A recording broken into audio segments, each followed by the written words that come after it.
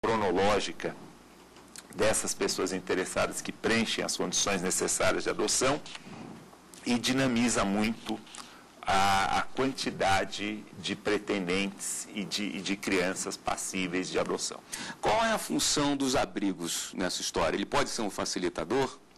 Veja, a lei de 2010 avançou muito, sobretudo no estabelecimento do Poder Judiciário, especialmente do Juizado da Infância e Juventude, em mediar toda e qualquer adoção. Ou seja, é o Poder Judiciário, através da Vara da Infância, que estará mediando o encontro entre as famílias que pretendem a adoção e as crianças disponibilizadas. Há cerca de 4 anos atrás, a Associação dos Magistrados Brasileiros, a AMB, fez uma enquete interessante acerca da temática adoção. E uma das perguntas feitas a pessoas de diversas comarcas do país foi: se você desejar adoção, qual é o primeiro lugar que você deverá procurar? Por incrível que pareça, a resposta campeã foi maternidade. A segunda resposta, abrigos. E a terceira, o Poder Judiciário, a Vara da Infância. Ou seja, as pessoas que desejam a adoção acabam associando a possibilidade de concretizar o seu sonho a uma maternidade ou a um abrigo. E essa ideia é equivocada. Ou seja, quem deseja a adoção legal deve principalmente reportar-se à Vara da Infância, ao Poder Judiciário. O Poder Judiciário é o ente estabelecido por lei a mediar todo e qualquer tipo de adoção. E aí nós estaremos garantindo, sobretudo, a que as adoções possam ser processadas de acordo com a lei. Nós vamos evitar a que mães gestantes sejam transformadas em objetos de assédio. Vamos, de certa forma, também combater as adoções ilegais, as guardas ilegais, o acolhimento irregular de crianças sem qualquer amparo judicial. Ou seja, a adoção tem que ser iniciada através da intervenção do Poder Judiciário e tem que ser concluída pelo Poder Judiciário. Então, qualquer candidato, qualquer pessoa interessada em adotar, deve não procurar inicialmente uma maternidade ou uma instituição de acolhimento. Deve procurar a Vara da Infância, que é o ente estabelecido por lei, como aquele que estará esclarecendo acerca dos passos, dos protocolos envolvendo esse processo. Eu acho que muitos optam por já chegar com a criança debaixo do braço, dizendo muitas vezes até: olha, eu já adotei, eu quero só legalizar uma situação, por achar que o trâmite na justiça é muito moroso, é muito difícil. É difícil se adotar? Não, não é difícil. Nós temos, o senhor havia colocado a questão dessas crianças que estão acolhidas, o que a gente chama de criança abrigada. Nós temos hoje um cadastro, inclusive, é um cadastro novo e está sendo bem eficiente, das crianças acolhidas. E esse cadastro nos permite hoje saber onde essas crianças estão, há quanto tempo elas estão acolhidas, se as visitas dos juízes da infância e da juventude estão sendo efetivadas, e com isso a gente tem como agilizar. Não há, a nossa pretensão é que não há mais a possibilidade e que não haja mais a possibilidade de alguma criança ficar esquecida num abrigo durante muitos anos. De outro lado, à medida em que as pessoas têm conhecimento da situação real, de onde ela deve procurar para adotar uma criança, nós vamos evitar que aquela pessoa apareça com uma criança no colo, como foi dito, e fale: olha, ela já é minha, a mãe me deu, mas eu queria formalizar agora a adoção. Então, tem parâmetros estabelecidos, inclusive pela Lei 2010, no caso de crianças maiores de 3 anos, que já possuem vínculos de afetividade, é mais fácil a viabilização dessa adoção pela família que acolhe. E mesmo nas hipóteses de crianças menores de 3 anos, há uma série de circunstâncias que permitem essa adoção por aquela pessoa que já mantém a guarda efetiva da criança. O risco de facilitarmos demais essa regularização é que se passe a vender criança. Então, a pessoa já escolhe quem vai gerir aquela criança, encomenda uma criança e, posteriormente, tenta viabilizar essa situação. Em camadas de maior poder aquisitivo, isso infelizmente ocorre.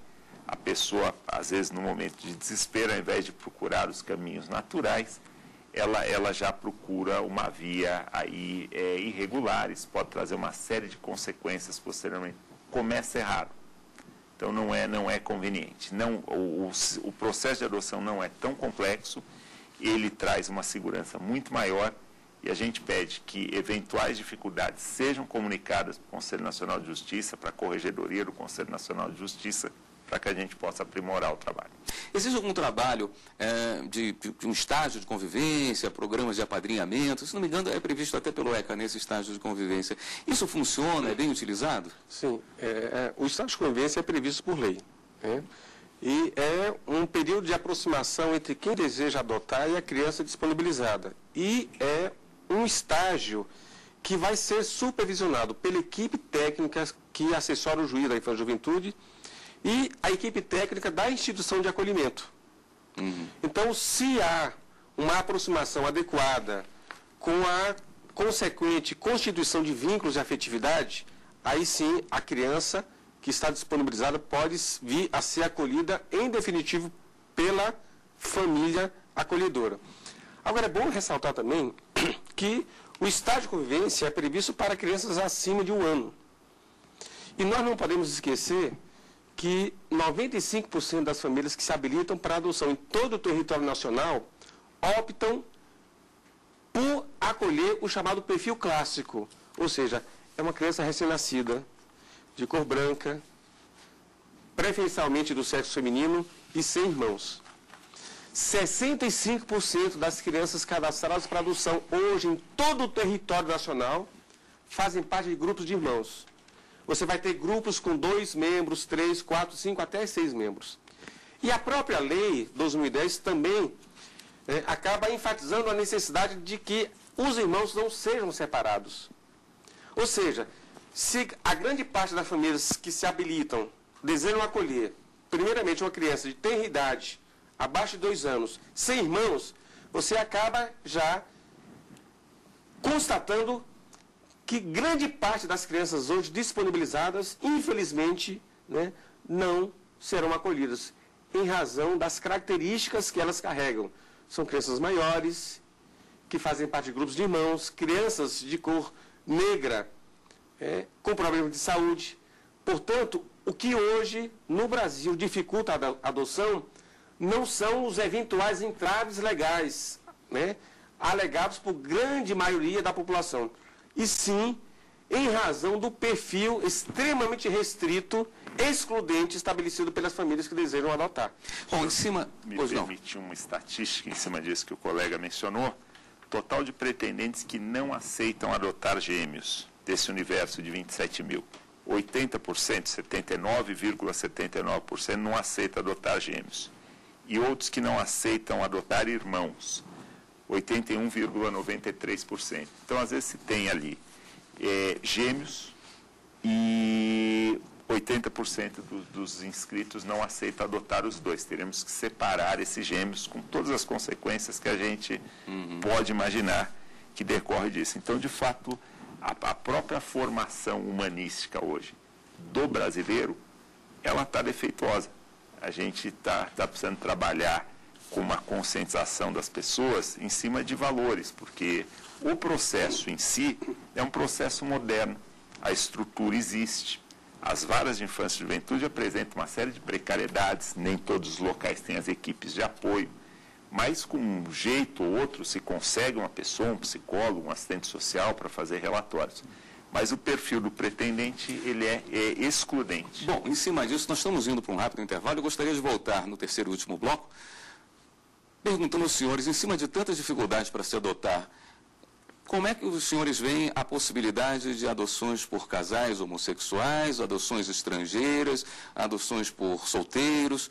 No próximo bloco, voltamos já aqui no programa Fórum.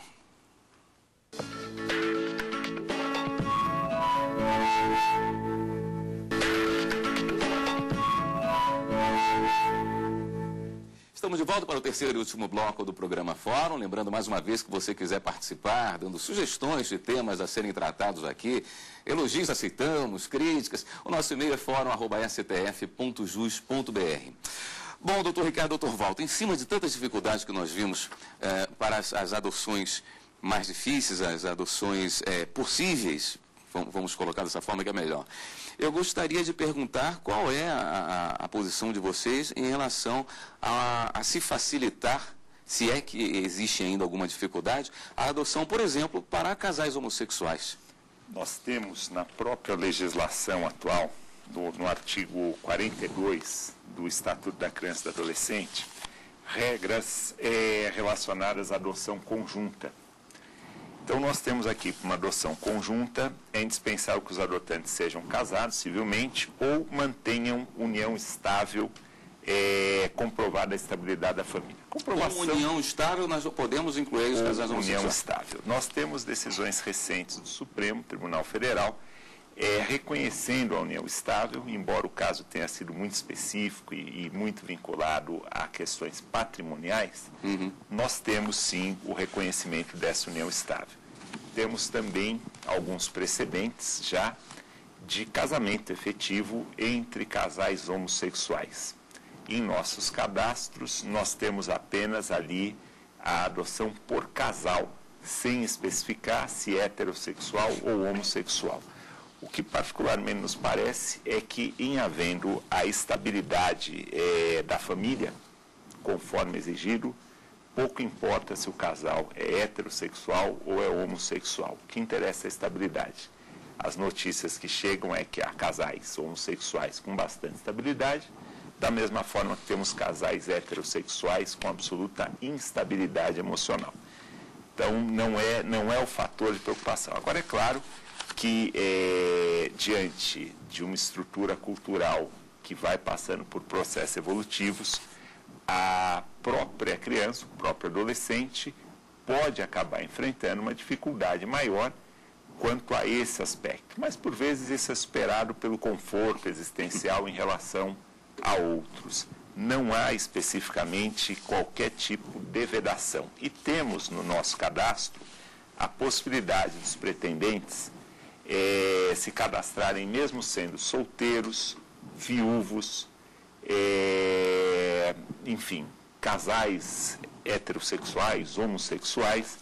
O cadastro é amplo e ele permite que qualquer tipo de pessoa que demonstre estabilidade vá lá e faça o seu pedido de inscrição, passe pelo processo de habilitação e tenha seu nome lançado no sistema. Quando necessário, vem uma observação, para que na consulta se tenha os dados dessa pessoa. Quando se abre o cadastro em cima do nome, a gente sabe qual é a natureza daquele casal, por exemplo. Certo. Muito se fala mesmo, lógico, tem que se pensar no bem-estar da criança, em cima dessa possibilidade dela sofrer toda uma série de preconceito e também se isso vai influenciar na sua escolha sexual, enfim. Como é que os operadores desse trato estão lidando com isso na prática? Tem acontecido com a frequência desejável a adoção por casais homossexuais? Veja, nós temos verificado um crescimento, embora módico, em diversas comarcas do país, crescimento de adoções pleiteadas por casais homoafetivos. E é bom se destacar que os operadores psicossociais na área de adoção entendem que não há qualquer relação direta